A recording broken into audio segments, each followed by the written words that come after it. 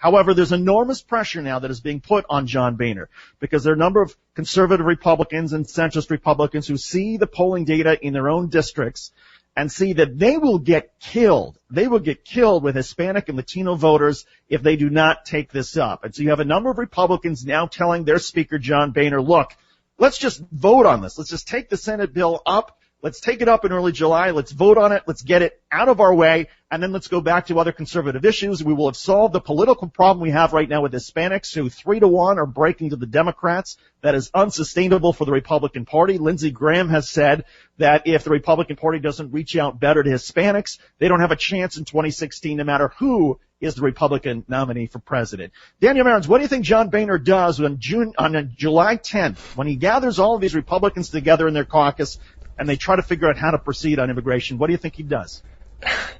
David, I don't think anyone envies John Boehner in his position right now. But the fact of the matter is, as you mentioned, they are damned if they do. Perhaps they're damned if they don't, because, David, even if they lose Latino voters because they haven't taken up this issue or they've stopped it, they may continue to lose them because many of those same voters that are now on a path to citizenship are still lower income, and so in that first generation, they're still likely to vote for Democrats, and they're dealing with the fact that they've gerrymandered themselves into districts where these primary voters are ready to throw them out of office for doing just that, and they'll just replace them with a more conservative set. I think Boehner needs to really make the stakes clear. I think he may need to bring some of the Republican Party's business allies into it, including the U.S. Chamber of Commerce, including folks like Grover Norquist from Americans for Tax Reform, people that have credibility with the far right of the Republican Party.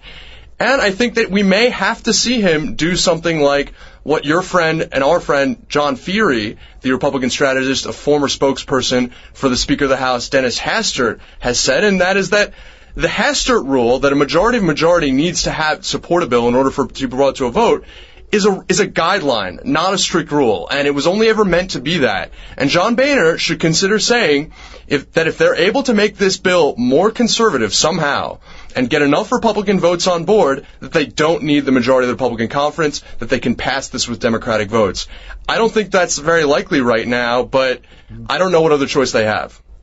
One thing that a lot of these House members are going to see that they have not seen before is that because of the energetic efforts by Latino voters and Hispanic organizations who have been lobbying hard in the U.S. Senate, because there is so much pressure now in the House, they are going to turn their entire focus, district by district, member of Congress by member of Congress, individually. There's an incredible grassroots effort now in a lot of districts where members of Congress previously have not had to face this kind of pressure, in which Hispanic, Latino voters, and others who are concerned about this issue are now going to be essentially going after these members of Congress at July 4th picnics and parades and barbecues and events and lobbying them face to face and saying, you have got to deal with this. You can't simply punt on what the Senate has done. And I think for a lot of members of Congress who are not used to this kind of intense face-to-face pressure as being a member of the House. I mean, it's the kind of thing you see with the United States Senate, but you don't see it very often with House members except for committee chairs.